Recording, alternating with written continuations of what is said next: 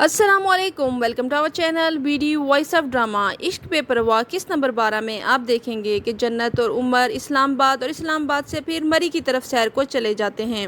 वो दोनों बहुत खुश होते हैं, घुड़सवारी करते हैं और फ़ोटो शूट करवा रहे होते हैं। इधर उमर की फूफो राहिला से कहती है कि कीमो के बाद तुम्हारी सेहत मुझे बेहतर लग रही है। फिर साथ मौका देखते ही वो कहती है कि फ़रा के ससुर बहुत बीमार हैं, मुझे भी इस्लामाबाद जाना पड़ेगा। तो राहिला कहती है आप उमर से कह दें, वो और जन्नत वापसी पे उन्हें देखते आएंगे। जवाब देती है कि नहीं, तुम्हें तो पता है फ़रा के शोर का, वो छोटी छोटी बातों का बतंगड़ बनाता है। अगर मैं ना गई तो वो बहुत माइंड करेंगे। मैं किरण से कहती हूँ वो कुछ दिन के लिए तुम्हारे पास आ जाए, लेकिन राहिला मना कर देती है कि मैं ठीक हूँ और वैसे भी काम करने वाली इधर ही होती है, मुझे कोई मसला नहीं। आप जा रही हैं तो 2-4 दिन रह के आइएगा। सुल्तान को रास्ते में जन्नत का छोटा भाई मिलता है। वो उससे कहता है कि मैंने जो कुछ किया मुझे बहुत इस पे शर्मिंदगी है, मैं सबसे माफ़ी मांगना चाहता हूँ और मेरे पास जन्नत का नंबर नहीं है, तुम मुझे उसका नंबर दो, मैं उससे भी माफ़ी मांगना चाहता हूँ। लेकिन वो समझ जाता है, वो कहता है तुम्हें नंबर नहीं मिलेगा और अगली बार मुझे तंग किया तो मैं दादो को सब कुछ बता दूंगा। वो डर कर वहाँ से चला जाता है। फूफी उमर के छोटे भाई के साथ स्टॉप पे जा रही होती है, लेकिन रास्ते में स्टेट एजेंट के पास रुकती है।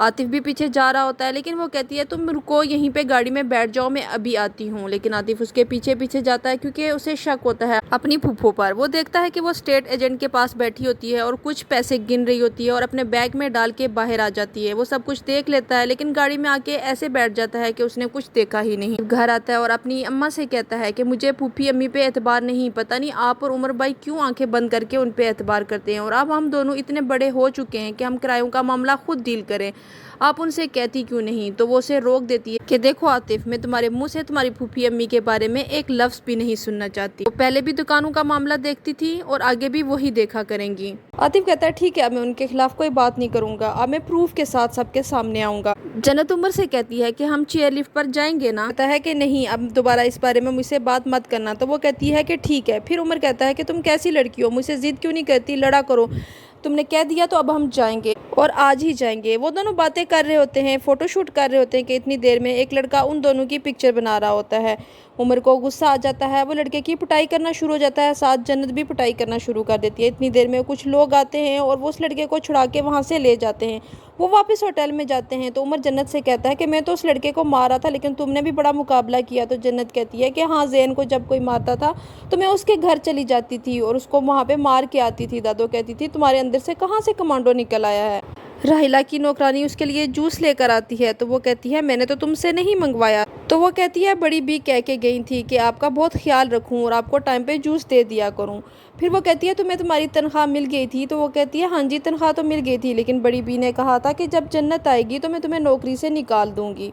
उमर जन्नत को कहता है कि मरी की सैर तो हो गई है, अब हम कश्मीर चलेंगे। ये बात सुन के जन्नत बहुत बहुत ज़्यादा एक्साइटेड हो जाती है। वो कहती है अभी तक मैंने कश्मीर सिर्फ ड्रामों में और टीवी में देखा था और दादो इसके बारे में बात करती थी। वो कहता है ठीक है, तुम सामान पैक कर लो, हम आज ही निकलेंगे। इतनी देर में फूफो की कॉल आ जाती है उमर को कि वो इस्लामाबाद फ़रा के घर आई थी, लेकिन वहाँ पे कोई कॉल रिसीव नहीं कर रहा। तो उमर से कहती हैं तुम आके मुझे ले जाओ। उमर कहता है ये कैसे हो सकता है, कोई कॉल रिसीव नहीं करता, आप होटल में कमरा बुक करवाएं और वहाँ पे स्टे करें। वो कहती है नहीं, अगर तुम आके मुझे लेके जा सकती हो तो ठीक है, वरना मैं टिकट यहाँ से बुक करवा के वापस चली जाती हूँ। तो उमर कहता है कि नहीं नहीं, आप रुकें, मैं आपको लेने आता हूँ। फिर वो कहती है कि तुम राहिला को इसके बारे में कुछ मत बताना, वो ऐसे ही परेशान हो जाएगी। जन्नत को फूफी अम्मी की ये हरकत बिल्कुल भी पसंद नहीं आती। ज़ैन दादो को बताता है कि सुल्तान मुझे मिला था और वो जन्नत का नंबर मांग रहा था। दादो बहुत परेशान हो जाती है कि अगर उसने कॉल की जन्नत को और उमर को पता चल गया तो ज़ैन कहता है आप परेशान मत हो, मैंने जन्नत के मोबाइल में नई सिम डाल दी थी। तो दादो कहती है मैंने तो जन्नत को कॉल की थी और मेरी उससे बात भी हुई है। तो वो कहता है कि मैंने नया नंबर आपके मोबाइल में फीड कर दिया था और बाबा के मोबाइल में भी।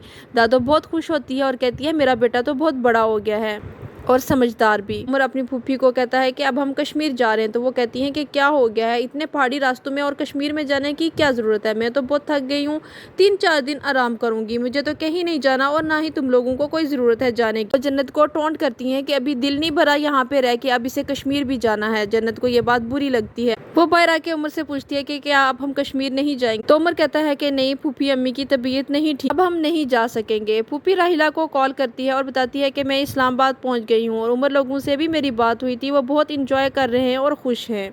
आतिफ अपनी माँ राहिला से कहता है कि आज हम कहीं डिनर के लिए बाहर चलेंगे। तो वो कहती है कोई ज़रूरत नहीं, घर में खाना पका हुआ है और बाहर जाके खर्चा करने की क्या ज़रूरत है। तो वो फिर कहता है कि फूफो दोनों हाथों से हमारे पैसे लुटा रही हैं और डिनर पे भी नहीं जाना चाहती। तो राहिला फिर उसे चुप करवा देती है कि मैं दोबारा तुम्हारे मुँह से ये बात ना सुनूं। जन्नत उमर को बताती है कि जब मैं रूम से बाहर आ रही थी तो फूफो ने आपकी बात दोहराई कि हाँ कश्मीर जाना है, अभी दिल नहीं भरा इसका। तो उमर कहता है कि तुम फूफो के बारे में बदगुमानियाँ क्यों पैदा कर रही हो, यहाँ पे आई हो तो इंजॉय करो, बार बार ऐसी बातें करके मेरा मूड मत ख़राब करो। वो मैं दिल से चाहती हैं और मैं चाहता हूँ कि तुम भी दिल से उनकी इज़्ज़त करो, उनसे मोहब्बत करो।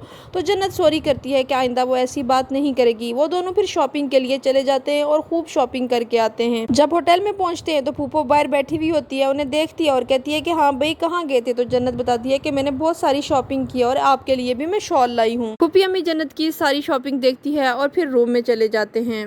उमर अपने लिए नया रूम बुक करवा देता है। फिर फूफो से पूछता है कि आप डिनर में क्या खाएंगी। तो वो कहती है वैसे तो मुझे काबली पुलाव पसंद है, लेकिन जो तुम लोग मंगवाना चाहते हो मंगवा लो।